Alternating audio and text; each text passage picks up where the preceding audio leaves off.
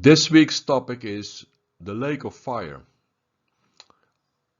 Bible study for me often means finding patterns, finding hidden meanings, and I think that will show in today's topic. Revelation chapter 14 verse 10. He shall be tormented with fire and brimstone in the presence of the holy angels and in the presence of the Lamb. Verse 11. And the smoke of their torment ascends forever and ever, and they have no rest, day or night, who worship the beast and his image, whoever receives the mark of his name. Okay, let's pick out a few keywords out of those verses and zoom in on them one by one. The first one is fire. The second one is brimstone, which is an ancient word for sulfur. Next word is tormented, smoke, and presence. Why is there so much detail in those verses? Why doesn't the text just say, and they are thrown in a fiery pit, and that's it? Why all that detail? For thousands of years, mankind has been refining precious metals, has been refining gold. And that refining process didn't really change over the ages. If you just Google for refining gold, you will find a simple explanation. I will also list a few links to internet later on in this video where you can look up how gold is refined.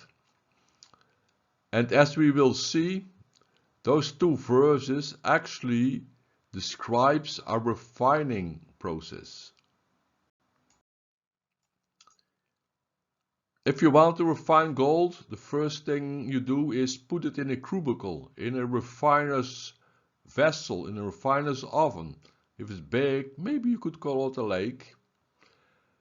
And then the next step you take is heat up the gold until it melts with fire. That's what you're doing with fire. That's why the word fire is connected to the refining process. Okay, now the fire heated up the pot. The gold is molten, but the dirt is still inside the gold. So how did the refiner get it out? It was simple.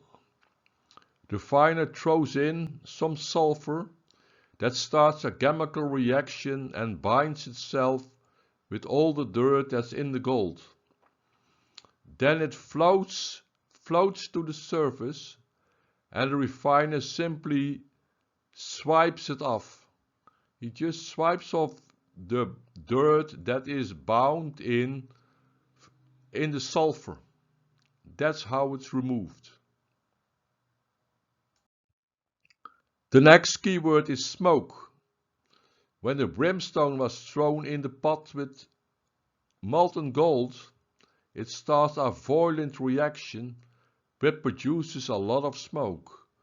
And that's the smoke we read about in Revelation 14:11. Our word tormented is translated from a Greek word because the whole New Testament was written in Greek. So tormented is a translation from an ancient Greek word. And it's always very important to understand what the meaning of the word was back then. What did it mean when this verse was written? Not what does it mean today, but what did it mean back then? A great example to explain this is a mouse. Suppose there's a verse in the Bible that states, A mouse is unclean. How should we understand that? Because right now, today, we know two types of mice. A computer mouse and a rodent mouse. So what was the writer in the Bible talking about? Obviously, the rodent type of mouse, because there were no computers back then and there was no computer mouse back then. So that's why it's important we have to use the understanding of the person who wrote the verse. We have to look in the dictionary that was in the library back then. And when you looked up mouse, you found a rodent mouse and not a computer mouse, because that did not exist. And that sounds very obvious and very simple, but in Bible study it's often forgotten, because as you will see, the Greek word for tormented changed in a similar way. The current meaning of the Greek word we have tormented translated from is torture, is testing if a victim tells the truth. And yeah, testing if a victim tells the truth is done by torture. So I would summarize the most recent, and I must add correct meaning of the Greek word in the present time is testing if a victim tells the truth by means of torture. Before that, the Greek word had the meaning of testing financial records. It was a test, like an audit, to see there were no mistakes in the calculations on purpose or accidentally, but the meaning was testing financial records for errors. The most ancient meaning of the Greek word we translate tormented from is testing for impurities in refined gold. And I'm just going to read the definition, one of the definitions you find in the Strong's lexicon for the Greek word underlying the word tormented. Test metals by a touchstone, which is a black silicous stone used to test the purity of gold and silver by the color of the streak produced on it by rubbing it.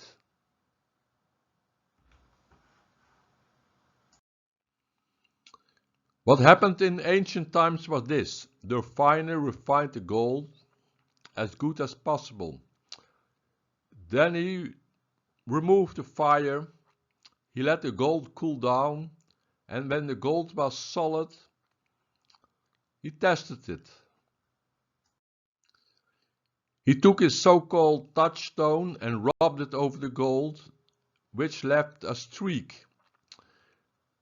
Then he inspected the color of the streak, and depending on the color we could say the gold is very pure, it's fairly pure, it's very polluted. And that was the test result. And that's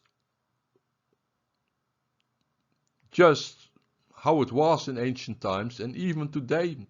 If you Google internet and you Google for touchstone, you will find websites who are selling stuff for refining gold, and they sell it for testing the quality of gold. And it is this meaning that was in use when the Bible was written, because this meaning was the meaning until the year 288. From that point on, the words slowly started to change from meaning from testing for impurities in refined gold to testing from errors in financial records to testing a victim by the means of torture. So the only meaning we must consider is testing for impurities in the refined gold. The last keyword is presence, and that's exactly what it says it is. The presence. Jesus and the angels are present during the whole process that was described, during the heating with the fire, during the adding of the brimstone, during the smoke, during the tormenting. They were present. And why are they present? Well, I think it's simple. If they are there with their touching stone and they are testing, they need to be present to do that tormenting. And they need to be present to see what the result of that rubbing stone is. Malachi 3 verse 2, for he is like a refiner's fire and a fuller's soap. Well, that verse points a little bit towards, well, exactly what it says actually, refining gold, a soap, cleaning out impurities. So this verse actually aligns quite well with the symbolic meaning we could find in the lake of fire. Yes, what are the implications of this parallel? I do not want to go into this, maybe at a later time, and I know that I did not discuss forever and forever. I did not forget it. I intentionally just left it out because that's a whole other discussion. It's a very lengthy discussion. But let's say there are ways, biblical ways, to see that as not something that lasts forever. But besides of that, ask yourself this. You saw all those parallels, and if you look in the New Testament, you will find the topic of testing gold coming back over and over. In later teachings, I will pick out a few and show you that very common words that we just look over actually have something to do with gold, with testing gold. For us, it doesn't mean that, and for the ancient listener, maybe also not so on first sight, but it had, let's call it a little bit of a hidden meaning, a secondary meaning that had to do something with gold. And then finally, before I wrap it up, if you say, yes, the parallels he showed today, yeah, they are correct, because I started Googling and I found that exactly how in ancient times refining was done. And I actually see the parallels. Then the one last thing I want you to consider. Why are Jesus and his angels present, and why are they testing the victim that's in the lake if there is no way the victim ever gets out? I mean, the presence of Jesus is useless, and the presence of and the tormenting itself, the testing, is useless, because whatever the test results are, they are there forever and ever and ever and for all eternity. So why does Jesus, why do the angels who assist Jesus, waste their time on testing those sinners in the lake for impurities, because obviously the verse is not about testing gold. The gold is the person in the lake, and the impurities are the sins. So Jesus and his angels are refining those sinners, and they are testing the impurities, which we usually call sin. But what would be the use of it if the test result is always the sinner is polluted, and we are unable to remove the pollution, so the sinner will be polluted for all eternity? Or what would be the use of Jesus testing it if he says, yes, the sinner is totally clean, but bad luck, he or she stays here forever? So that's something for you to think about, to consider. I mean, I admit it's not easy. Scripture seems to say they are there, they are bad, they are evil, they belong there in that lake of fire. Then it ends with the words forever and ever, and overall it looks just bad. I mean, fire and eternity doesn't sound good. I fully admit that. But still, you have to take everything in consideration. You may not just say, oh, fire, eternity, bad, bad, end of story. No, God had a reason to put all those keywords in this verse: fire, brimstone, smoke, tormented, and presence. They are all inspired words, and they all have inspired meanings. And if you are a good Bible student, you should inspect all those meanings, and you should consider all those meanings, and you should make a understanding of all those meanings combined. What does that verse mean? And I have my opinion, and now it's time for you to form your own opinion. Thank you for listening.